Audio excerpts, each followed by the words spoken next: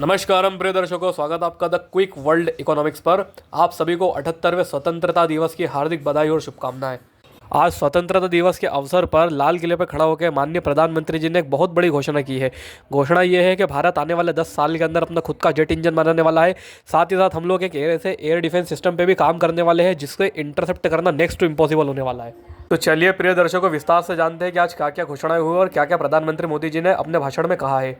जैसा कि आप सभी जानते हैं कि स्वतंत्रता दिवस या गणतंत्र दिवस वाले दिन इस देश के प्रधानमंत्री लाल किले पर खड़े होकर देश को संबोधित करते हैं। उसी कड़ी में प्रधानमंत्री मोदी जी ने आज भी अपने इस देश को संबोधित करा और एक नया रिकॉर्ड की स्थापना कर दी। आज प्रधानमंत्री मोदी जी ने 103 मिनट तक भाषण दिया है, जो अपने आप में एक नया रिकॉर्ड है मोदी जी के लिए। इससे लंबा भाषण मोदी जी ने लाल किले से इससे पहले कभी नहीं दिया था। हालांकि अपनी इतनी लंबी स्पीच के अंदर मोदी जी ने कई सारे विषयों पर चर्चा की है, लेकिन जो 2 विषयों के मोदी जी ने आज बात की है वो काफ़ी ज़्यादा हाईलाइट हो रहे हैं। ये मुद्दे हैं सुदर्शन चक्र एयर डिफेंस सिस्टम के और भारत के खुद के स्वदेशी जेट इंजन के बारे में।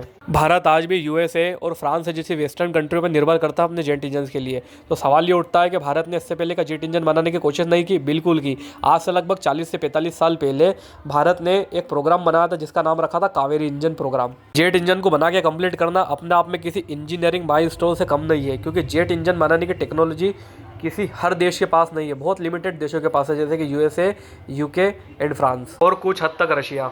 तो अब पूरी कहानी शुरू होती है पेंडेमिक के बाद से, जब इंडियन एयरफोर्स ने अमेरिका की एविएशन कंपनी जनरल इलेक्ट्रिक से अपने तेजस के इंजनों के लिए डील साइन करी थी। इस डील में यह मेंशन किया गया था कि जनरल इलेक्ट्रिक तेजस फाइटर जेट्स के लिए एक 404 इंजन भारत को प्रोवाइड करेगा। लेकिन क्या हुआ दोस्तों, जनरल इलेक्ट्रिक काफ़ी ज़्यादा डिले कर रहा है तेजस के इंजनों को भारत को प्रोवाइड करने के लिए। दूसरी ओर भारत के अंदर काफ़ी सारे ऐसे फाइटर जेट्स हैं जो लगभग 60 या 70 सालों से लगातार भारत एयरफोर्स ऑपरेट करती जा रही है। तो लगातार धीरे धीरे समय के साथ साथ भारत की जो स्क्वाड्रन है, यानी जो प्लेन्स है, वो धीरे धीरे रिटायर हो रहे और भारत के पास प्लेन्स की काफ़ी ज़्यादा शॉर्टेज होती जा रही है। अब यह जनरल इलेक्ट्रिक इंटेंशनली कर रहा है या अनइंटेंशनली कर रहा है, ये अपन आगे जानेंगे। यहाँ पर एक सवाल और यह भी उठता है कि भारत ने जनरल इलेक्ट्रिक को ही क्यों चुना अपने तेजस फाइटर जेट्स के इंजन के लिए। तो मित्रों, जनरल इलेक्ट्रिक का F414 इंजन जो है वो तेजस फाइटर जेट्स के लिए सारे रिक्वायरमेंट्स को फुलफिल कर देता है। साथ ही साथ ये इंजन काफ़ी ज़्यादा एफिशिएंट भी है। थ्रस्ट की बात करें तो यहाँ पर तेजस इंजन के लिए 75 to 80 किलो न्यूटन का थ्रस्टर चाहिए, जो इंजन ये इजीली प्रोवाइड कर देता है। और इस इंजन की कैपेबिलिटीज़ को देखने के बाद में भारत सरकार ने और इंडियन एयरफोर्स ने अपने तेजस मार्क 2 प्रोग्राम के लिए भी जनरल इलेक्ट्रिक को फर्स्ट अपॉर्चुनिटी दी है। यहाँ पर IAF ने जनरल इलेक्ट्रिक से F4140 इंजन के लिए डील करी है। अब बात ये निकल के आती है कि अगर ये इंजन इतना ज़्यादा कैपेबल है और इंडियन फाइटर जेट्स को ये काफ़ी ज़्यादा सूट करता है, तो इसके साथ में प्रॉब्लम क्या है? ऐसी क्या रिक्वायरमेंट आ गई कि भारत को अपना खुद का इंडिजिनस जेट इंजन बनाने पे फोकस करना पड़ रहा है? तो यहाँ पर मेन प्रॉब्लम ये है कि जनरल इलेक्ट्रिक काफ़ी ज़्यादा डिले करता जा रहा है अपने इंजन की डिलीवरीज को लेके। कभी 6 महीने बोलता है, कभी 1 साल बोलता है, या 1 साल में 5 इंजन 6 इंजन की बात होती है। लेकिन जनरल इलेक्ट्रिक IAF और इंडियन एयरफोर्स के बीच में जो टाइमलाइन डिसाइड की गई थी उस पर फुलफ़िल नहीं कर पा रहा है। और जैसा कि मैंने आपको अभी बताया था, भारत की जो स्क्वाड्रन स्ट्रेंथ है वो लगातार धीरे धीरे कम होती जा रही है।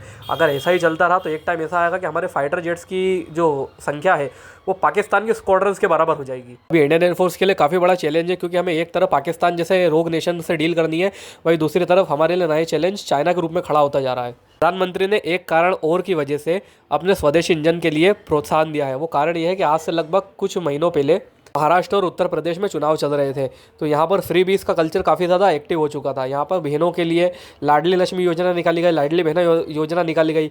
महाराष्ट्र में 36,000 करोड़ का बजट अलॉट किया गया, लगभग उत्तर प्रदेश में एंड दिल्ली में भी लगभग इसी के आसपास जो है बजट अलॉट किया गया। लेकिन अगर यहाँ पर कावेरी इंजन की बात आती है तो मात्र 3,300 crore, almost half of the billion यहाँ पर कावेरी इंजन के डेवलपमेंट के लिए दिया गया। इससे क्या हुआ, यहाँ के जो युवा है, जो यूथ है इंडिया का, वो काफ़ी ज़्यादा एंग्री हो गया।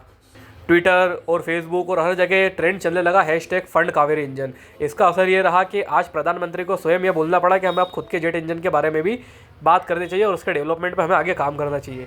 दूसरी चीज़ ये निकल के आती है कि प्रधानमंत्री मोदी जी ने एक और चीज़ पे फोकस किया, और वो है अपने खुद के इंडिजिनस एयर डिफेंस सिस्टम का।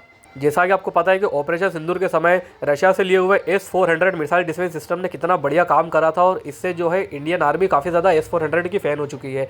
उसी कड़ी में अब प्रधानमंत्री मोदी जी ने यह कहा है कि हम आने वाले 10 सालों के अंदर खुद का जेट इंजन भी बनाएंगे और खुद का एक ऐसा एयर डिफेंस सिस्टम बनाएंगे जिसे इंटरसेप्ट करना ऑलमोस्ट इम्पॉसिबल होगा। एक बार आप प्रधानमंत्री जी की स्पीच सुनिए। मेरे टैलेंटेड यूथ को, मेरे इंजीनियर्स को और प्रोफेशनल्स को और सरकार के हर विभागों को भी मेरा आह्वान है, क्या हमारा अपना made in India fighter jets के लिए जेट इंजन हमारा होना चाहिए कि नहीं होना चाहिए। जैसा कि आप सभी ने सुना, माननीय प्रधानमंत्री जी ने यहाँ पर खुद के स्वदेशी फाइटर जेट इंजन के बारे में बोला है। अगर भारत ने यह इंजन बना लिया तो मैं आपको बता रहा हूँ, भारत की एयरफोर्स अनस्टॉपेबल हो जाएगी, क्योंकि इसके बाद हमें फाइटर जेट्स के इंजन के लिए किसी बाहर की कंट्री पर डिपेंड नहीं रहना पड़ेगा। हम अपने आप में सेल्फ सफिशिएंट हो जाएंगे।